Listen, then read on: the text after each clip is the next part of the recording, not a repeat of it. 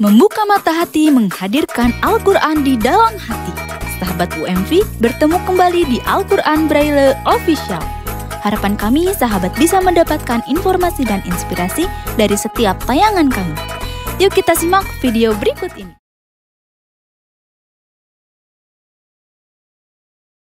Makhraj lisan. Lisan bahasa Indonesianya apa? Lidah.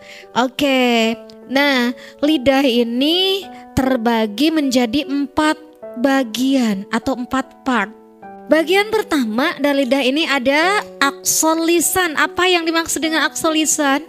Pangkal lidah. Ya, aksol lisan adalah pangkal lidah. Nah, bagian yang pertama adalah pangkal lidah. Ya. Huruf yang keluar dari pangkal lidah yang paling belakang menyentuh langit-langit yang lunak, langit-langit yang tak bertulang adalah huruf qaf. Ya. Jadi suara qaf itu bukan qaf, bukan juga qaf. Ya. Kalau qaf itu berarti dari tenggorokan. Nah, aksol lisan ini letaknya adalah yang paling dekat dengan adnal halqi atau ujung tenggorokan. Oke. Kemudian geser sedikit, ini masih di pangkal lidah ya. Tapi tidak sama, hanya geser sedikit. Yakni huruf kaf. Iya, kaf. Huruf kaf ini adalah pangkal lidah menyentuh celah antara langit-langit yang tak bertulang dengan langit yang bertulang. Jadi di antara itu kaf. Yang selanjutnya adalah wastul lisan.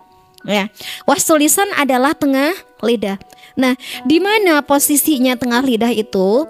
Tengah lidah itu adalah tempat dari lidah atau bagian dari lidah yang menghadap ke langit-langit atas. Coba dirasakan ya. Itu biasanya bertekstur ibu-ibu. Biasanya warnanya merah ya nak ya. Warnanya merah, itu biasanya permukaannya ada gerinjel-gerinjelnya. Nah, itulah tengah lidah. Ya. Nah, tengah lidah menyentuh langit-langit atas. Hurufnya ada 3, yaitu huruf sya, huruf jim, dan huruf ya. Ash, berasa nggak? Ini misalnya ya ai. Kemudian jim. Hati-hati dengan jim, itu biasanya seperti jim bahasa Indonesia J, bukan J, tapi jim. Coba kita beri hamzah dulu pada jim, aj. Lanjut ke tepi lidah. Ada bagian dari tepi lidah atau pinggir lidah ini yang dekat sama pipi, sama geraham. Ya. Nah, tepi lidah kiri menyentuh geraham kiri atas, atau tepi lidah kanan menyentuh geraham atas kanan, atau dua-duanya bareng. Kita pilih salah satunya. Ya, kan ada 3 cara. Ini adalah huruf bod. Ya, ini biasanya paling susah ya ibu-ibu. Iya, paling susah. Huruf bod ini bisa lidah kanan menyentuh geraham atas kanan. Ya, misalnya prakteknya gini. Bod.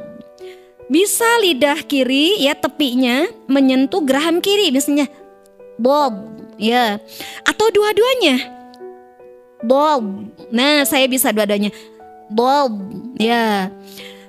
Kemudian untuk bod ini memang istimewa, makhrajnya memanjang ya.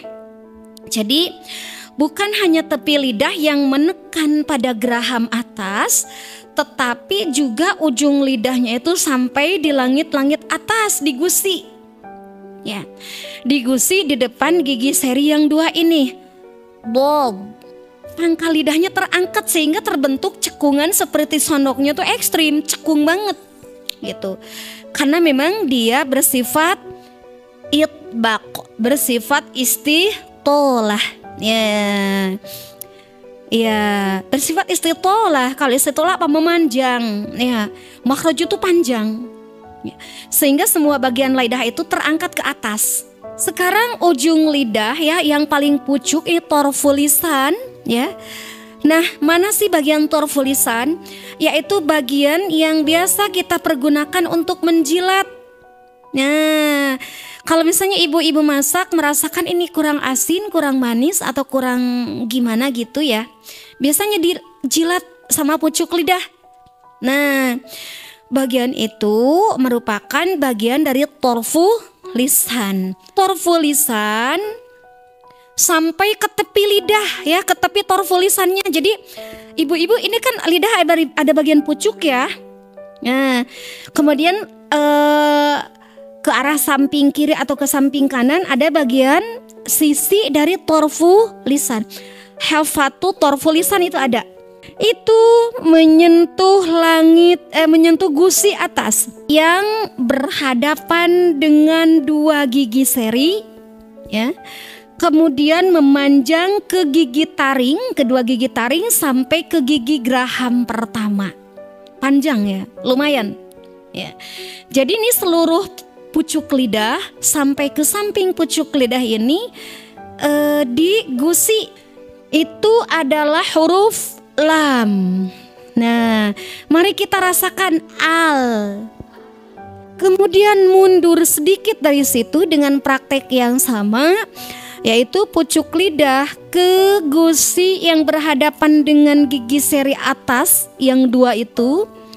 Kemudian sampingnya di gigi taring ya, di kedua gigi taring sampai kedua gigi geraham pertama. Mundur dari makhraj lam adalah huruf nun. Nun ya, huruf nun. Nah, masih sama, geser lagi ke belakang adalah huruf ro. Ya, jadi susunannya la naro. Ya, la naro.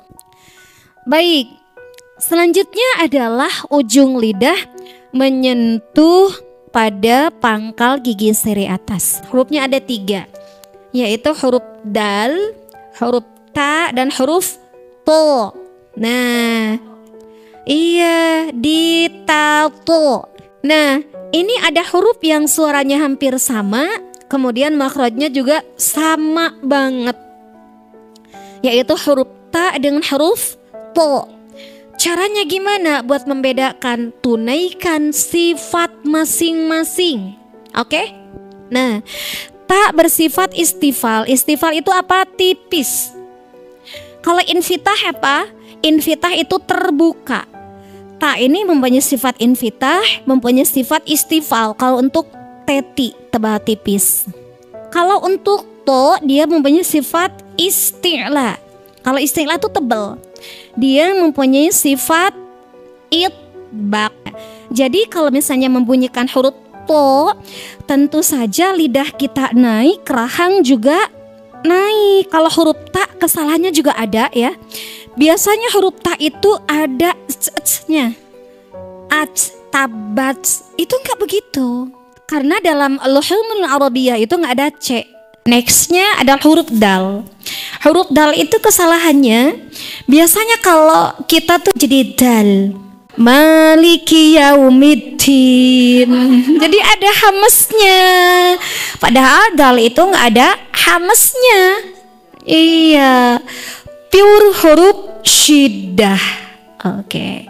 Jadi dal maliki yaumiddin, bukan yaumiddin, bukan juga yaumiddin, bukan.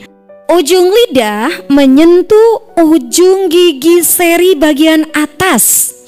Ada huruf zal, huruf lo, dan huruf sa. Ya. Zalotha, ya, atau salalo. Bagaimana cara membedakan antara huruf zal dengan huruf lo? Sedangkan makhrajnya sama, bunyinya juga hampir sama. Caranya itu tadi dengan menunaikan sifat. Huruf lo mempunyai sifat isti'la. Nah, isti'la itu tebal. Nah, sedangkan huruf zal mempunyai sifat istifal. Istifal itu apa? Tipis. Ya, dalam rumus tebal tipis yang kita singkat jadi teti itu lo itu mempunyai sifat isti'la. Huruf isti'la ada berapa? 7. Khuso botin qidh. Kho, so, dod, ya.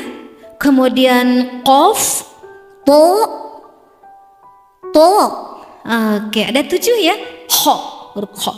Mungkin kita cukupkan dulu pelajaran kita pada hari ini sampai di makhraj lisan.